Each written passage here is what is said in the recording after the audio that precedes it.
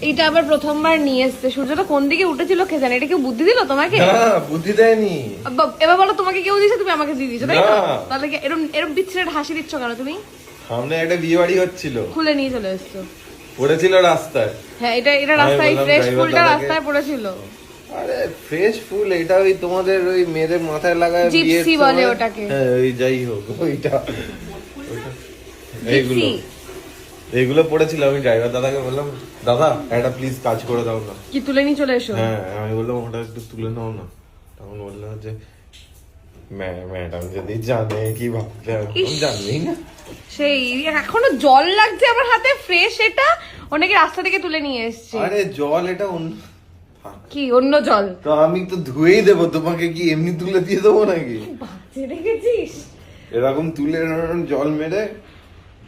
তুমি যাও গিয়ে ঘুমাও, যাও, তোমার অনেক হয়ে গেছে।